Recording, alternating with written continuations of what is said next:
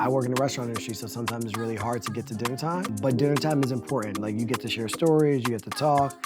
I also think you get to listen to your kids, so it gives us a chance to be like, so what's going on in school? But how do you still give them the grit or the hunger? That's what I fight for. That's what constantly goes through my mind, so I'm constantly trying to figure out what can I do so I don't have to worry about that. Welcome back to More Than That. Today, I'm speaking with Chef JJ Johnson, owner of the Harlem restaurant FIELDTRIP, to talk about modern parenting that may not be picture perfect, but is perfect for him. But before we start, we want to thank the Kroger family of stores for sponsoring this episode. Head to Kroger.com to shop and save on high-quality groceries at low prices. Welcome back to More Than That. So let me ask all the parents out there this question. Do you define being a great parent by doing it all or by doing what actually works for your family? In this episode, we're tossing out the pressure to be perfect and getting real about what it looks like to connect to family, find your rhythm, and trust that good enough is more than enough. To help us dig into that, I'm sitting down with someone who knows a thing or two about juggling real life, real parenting, and real flavor. Chef JJ Johnson. He's a James Beard Award-winning chef, entrepreneur, and dad, and he built FIELDTRIP, a fast casual rice bowl spot that started in Harlem and has expanded across New York City. But beyond the kitchen, JJ brings that same care at home, making lunch for his kids, creating food traditions they'll never forget. Welcome, Chef JJ! What's up, Gia? How you doing? I'm good. How'd you like the intro? It was good. You had me like really thinking here. It is hard being a parent. I think it's hard being a working parent. It doesn't matter like how much money you make. At the end of the day, you're a working parent. Right. And you sacrifice something in parenthood to try to give your kids more. Potentially the saying is, I'm gonna give you more than what I was given. Come on, we're gonna get into that. Thank you so much for being here. Now, we gotta start at the beginning of your story. You've done so many amazing things in your career, but who was Joseph Johnson before the chef, before the entrepreneur, before the award-winning restaurateur? Joseph Johnson was a kid that was born into a Black household, but was made up of many different type of Black culture. So my mom is West Indian and Puerto Rican. My dad is Black.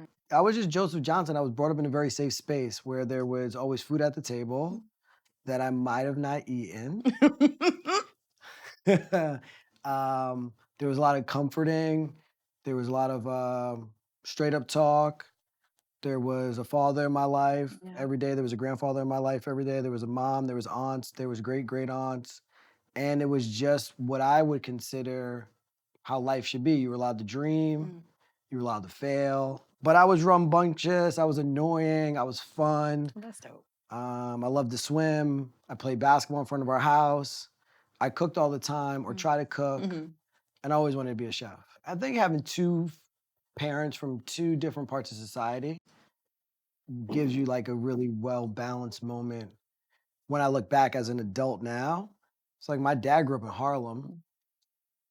His mom came to New York my grandmother came to New York on a church bus, never went back at 16 and from North Carolina. I don't know how she survived in New York, but she cleaned people's homes. She had her own business when you really think about it, or she did. And my dad grew up with a single mom with two older sisters, and he had to do everything with them. So his perspective on life was very different. Right. And he wasn't potentially allowed to fail, right? Where my mom grew up in a very much where my grandfather was a World War II vet. He got a GI Bill, one of 100 Black men that got a GI Bill, was able to buy a home. Wow. And that really set up like generational wealth for that side of the family. And my mom comes from a different perspective where you do need to show up on time. Grew up in a Caribbean household. You are allowed to fail, but you need to bounce back real quick. And you got to have some type of path. I love this, and you have such a fruitful life. You trained at the Culinary Institute of America and have cooked at some incredible spots, but then FIELDTRIP now feels really personal. And with the context of what you've said, I can see that is. But what inspired you to create FIELDTRIP? And I fell in love with rice in Ghana, and that's where the birthplace of field trip came was, I think it's the greatest connector in the world. When I went to Ghana, I really started to do research on like, where am I from and why is this food familiar? I've never been to West Africa before. Right. Why do I know what this food tastes like? And then I started to dissect it. And then I started to bring those traditions into the kitchen with me. But I'm celebrating the food of the diaspora, right? And trying to let people understand that rice is just the center point of the connectivity to make you understand potentially where you're eating. That's why you're on a field trip. What are some of those flavors or dishes from your childhood that still live in your kitchen today, or even in some of the field trip recipes? Oh, my Puerto Rican grandmother played a big role. I would say the biggest thing that really lives through me is music. Ooh. So like if you ever came to my grandparents' house as a kid, my grandmother might be playing like salsa music and then it would go to soca. Oh, fire. Right? And then my grandparents would be like battling back and forth on the tunes and they would be dancing and then my great-great-aunts would be cooking. It was like such a beautiful thing that I wish that I got to see it. I was able to see it longer in life and my grandmother didn't pass away at a young age. But that made me believe that food was fun. Yeah. So it wasn't really about the dishes. It was about what was taking place around the food. It was really happy or it was really sad. I love that you said that you had the freedom to fail, because a lot of people don't have that freedom. Do you feel like you allow that to carry on with what you teach your children? Do you give them the freedom to fail? And if so, what does that look like? The one thing I'm instilling in my kids right now at the age of 8, and it's something that we talk about in my dad's group, is like a lot of our kids have more than what we had.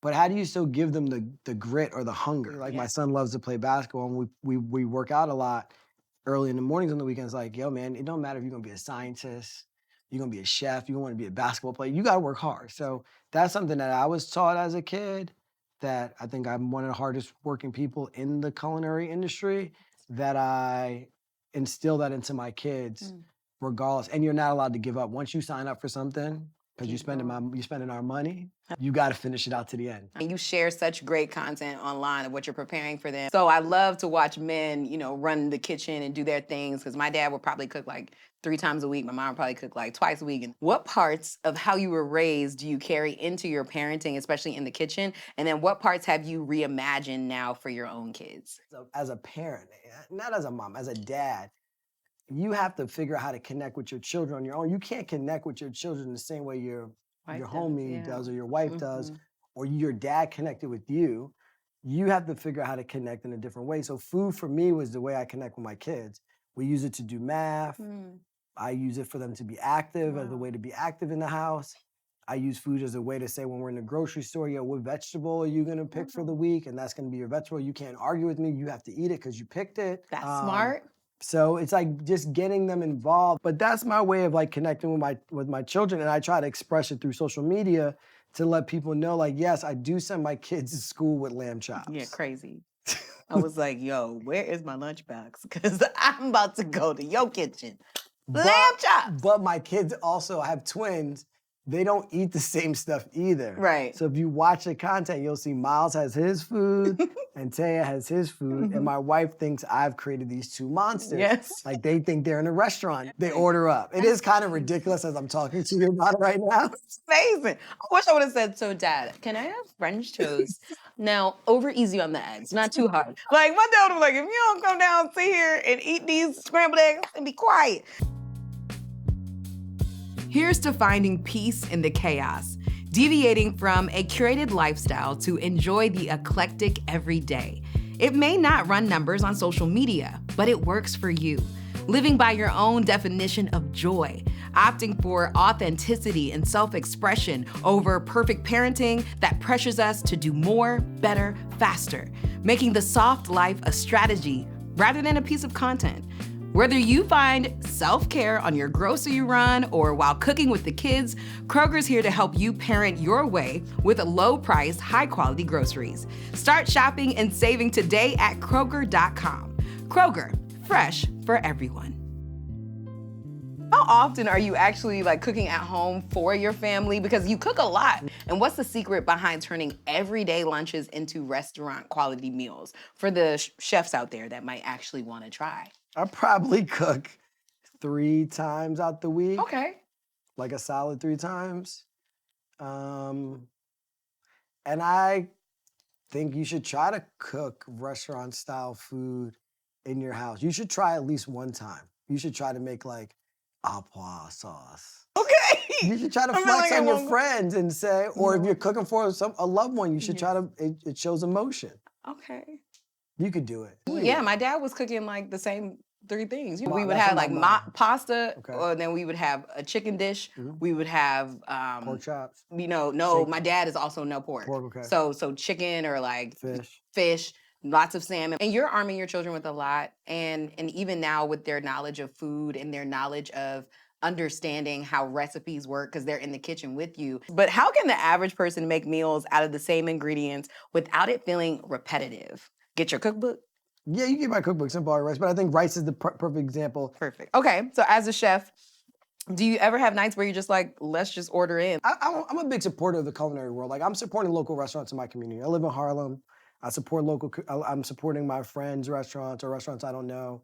I'm a big supporter of that. So I cook 3 days a week. My wife cooks maybe 2 days we order. I can only imagine what your children are going to continue to cultivate as they move forward in their lives, watching you and your wife balance all of this. So shout out to y'all. What does value mean to you when it comes to feeding your family? Is it about price, flavor, nutrition, or is it a mix of all 3?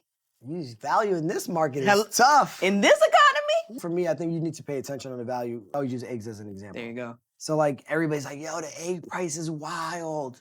You know, commodity eggs are wild. But in the supermarket, there's an area that says pasture eggs. Those are like la creme eggs. And then the next would be like blue eggs. Those egg prices never have changed. Wow. When the commodity egg market was like $10, $12, those pasture eggs were between $5 and $7. Wow. So yeah, you just have to look a little bit further on the shelf when it comes to value. And if you just look up a little bit, you might pay $1 more, but those are like small farmers, which are 100 acres or less, that actually you giving that extra dollar is helping that farm or family, and you're putting something really good into your body. What's the importance of using high quality items that are also affordable when you're thinking about nourishing your family? I think just don't get caught up in like the organic game. It's like Kroger does a great job, right? Like you go to them and you see a far range of so many different products from family-owned farms, if it's rice, to eggs, to fresh pasta, to vegetables. And you can see it. You can get something on the lower end, you can get something in the middle, you can get something on the high. And if you really look at the price, it's only a couple of cents, 10, 20, 30 cents. Okay, let's go to dinner time, because I also think one of the most amazing things about childhood was, whether I felt like it or not, my parents were like, we gonna sit down and have dinner and we are going to sit as a 5 group and talk about our days. How important is it to find that time for you to still connect as a family? I work in the restaurant industry, so sometimes it's really hard to get to dinner time. But dinner time is important. Like you get to share stories, you get to talk. I also think you get to listen to your kids. So it gives us a chance to be like, so what's going on at school? And everybody's nice, you know, all these kind of questions. So for you, when you think about the phrase real over ideal, what does that mean to you, especially in this season of your life? Like, how does real versus ideal work for you? It's real that I don't have a nanny. It's real that I sometimes rush to pick up my kids from school, and on my days I cook for them. It's also real that I fund the majority of my business I'm funding. Wow. Wow. Right? So like, that's real too, right? And maybe not ideal, but I don't know, like, you go back to like, how are you raised? It's like, that's the hunger in me, that's the grit in me, that's what I fight for. Like, I don't want to lose, like, I wake up like, oh my God, what if I lose my business today? Like, what about we run out of money? Like, what about nobody walks through the door? Like, that's what constantly goes through my mind, so I'm constantly trying to figure out, what can I do? But I'm able to balance it well because of my wife. She allows me to be an entrepreneur. If you can find somebody like that is established in their career, and you are able to be in your early on career and build, and they kind of can support you. Oh, you think I pay for health insurance? I don't pay for health insurance. My wife is the one that makes sure that we have health insurance. Am I owning here? Right, so a lot of my balancing, and I don't want to let her down. I don't want to let my mom down, my parents down, because everybody allowed me to be who I want to be. How do you see your role through food, through your restaurants, through your voice as a dad in shifting the culture forward? How do you see all of those things? And maybe there is one through line. Like, what do you think your voice says about shifting the culture forward? 12 years ago, I was asked to cook at a restaurant called the Cecil in Harlem, which I consider my claim to fame, which was Afro Asian American cooking. And at that time, nobody was cooking food of the diaspora. There was places around, like there was places in Brooklyn, there was places in Harlem, but like a fine dining space where people were writing about you, there was really nothing about it. And we collectively said like that restaurant made people of any diaspora feel comfortable to cook their food. Right? I feel like the Cecil changed the whole landscape of how people cook their food. Now you see a lot of Afro-Caribbean restaurants, Pan-African, all different types of restaurants around the country that represent that style of food. So I feel like what I've been able to do in my career so far is pretty much create a yellow brick road and then allow people to walk beside me on the yellow brick road, not come up behind me. And I think that's really important when you're trying to push the landscape forward. And also, you know, in my career, I've also like helped diversify spaces that wouldn't allow Black people to have moments. Food festivals would only be 2 or 3 Black folks there, or, you know, off events, you wouldn't see it. And you could really see things that I've done in food festivals that I've been able to diversify, because I'm just a person that I feel like I carry a lot of the industry on my shoulders, and I'm the person that's behind the scenes telling the decision makers, like, you need to put more Black people, you need to put more women. I'm a fight to keep Black culture alive through food the right way, and not let other folks dictate what it should be or sound or feel or taste like. Please, even though oxtails is $600, keep the gravy alive. Thank you so much, Chef JJ. I've learned so much. I feel like I graduated from the CIA, but I am so proud to know that chefs like you exist, that your children are being raised by you, that you have this creative culinary trail that you are blazing, that other people, like you said, can walk beside you. And so I'm so excited to see what you continue to do, but how can we support you? What do you have going on that you want the people out there to know about, that we can follow, support? I appreciate that. You can follow me on all social channels at Chef JJ. Pull up to Field Trip. Yes. You can pull up the Field Trip in New York City, in Rockefeller Center or Harlem. You can pull up the Field Trip in the Bahamas at the Atlantis. Let's go. You can get my cookbook, The Simple Art of Rice. And I do these events called the Cookout. So it might be coming to a city near you. What's the socials page? You said Chef JJ? Chef JJ, you find the Cookout on there. Okay, perfect. You invited to the Cookout? Let's go. I'm going to the Cookout. Woo, that was so good. I clearly learned so much. I love how Chef JJ reminds us that nourishment isn't just about what's on the plate. It's about showing up with love, even when the meal isn't picture perfect. Because at the end of the day, it's the intention that feeds us. So whether dinner tonight is a full spread or just something quick and comforting, you showed up, and that counts for everything. Thank you, Chef JJ, for chatting with me, and thank you to our friends at Kroger for making this conversation happen. Discover high-quality groceries and low prices in every aisle at Kroger.com. And next episode, we're staying in the kitchen, but shifting the lens. We're talking to content creator Andrew the Nard Dog Bernard, who is molding the kitchen from sanctuary to visual studio and telling us his story in the process. Remember, you guys are voices of the culture too, and we want to hear from you. To our fathers out there, what are your go-to meals for your children? Let us know in the comments below. And as always, you can check out the show notes for any resources from this episode. Tap in wherever you listen to podcasts, follow us on all socials, and subscribe to our YouTube channel at More Than That Show. Thank you for tuning in to More Than That, where we are powerful alone, but unstoppable together.